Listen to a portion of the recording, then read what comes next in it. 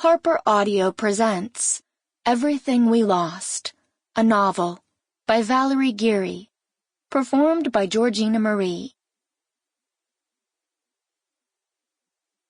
Chapter 1. Lucy Durant stood on the roof of her father's house with her toes close to the edge and peered down into a gaping black hole. It was almost midnight, the sky moonless, the front lawn drowned in shadows. Gravity nudged her shoulders forward. How easy it would be to let go, to tip and spin into oblivion. How high up was she?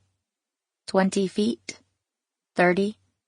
High enough for bones to shatter, though the darkness below was so concentrated it seemed that if she fell, she would fall, and fall forever, and never hit the ground.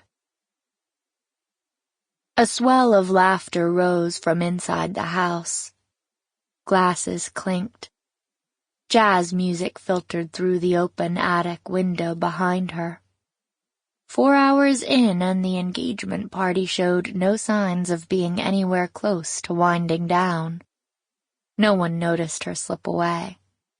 No one noticed her before that either, as she stood in the corner of the living room staring at her shoes. All the focus was on Robert and Marnie's happily ever after, which was fine with her, or should have been and might have been, if they had picked any other day but this one. The 5th of December, 10 years to the day that her brother went missing. She had asked Robert to change the date. Any other Saturday, she'd pleaded. But Marnie insisted on the 5th. Marnie and Robert met 5 months ago on the 5th of July at 5:55 p.m., when the elevator they were riding in stalled between the 5th and 6th floors. They were stuck inside for 55 minutes before the fire department came and got them out. The number painted on the fire truck waiting outside the building was 55. It was fate, Marnie liked to say. Her lucky number had always been 5, and if that wasn't a sign, she didn't know what was. The universe brought her and Robert together, and now she wanted her fairy tale ending, and whatever Marnie wanted, Marnie got. "We've never made a big deal of it before," Robert had said to Lucy when she brought up the potential awkwardness of an engagement party, overlapping their unofficial day of mourning. It was true. In years past, December 5th came and went without ceremony. Robert never brought it up, and a few times Lucy didn't even realize what day it was until after it was already over, and she was left with half-hearted guilt that she'd forgotten something so important. But there were other years when she was plagued with a dark inertia in the days leading up to and following the 5th of December. Years when she didn't see the point of even getting out of bed.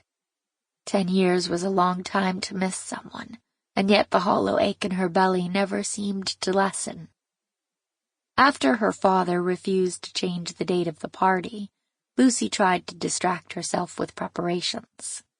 She sent out invitations, helped decorate the house, and even offered to pick up Marnie's 5-tiered $800 engagement cake from the bakery the morning of the grand event. What happened next wasn't her fault.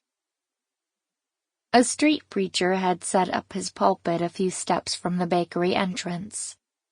He stood barefoot on a 5-gallon paint bucket that bulged and started to crack under his shifting weight.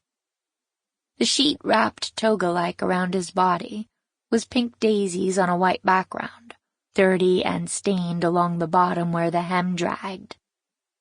Eyes wild and darting.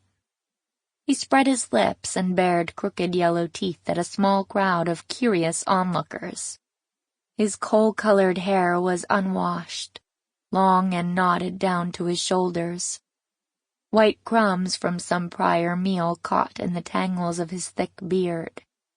He smelled sour from too much sun, overripe and Sample complete. Ready to continue?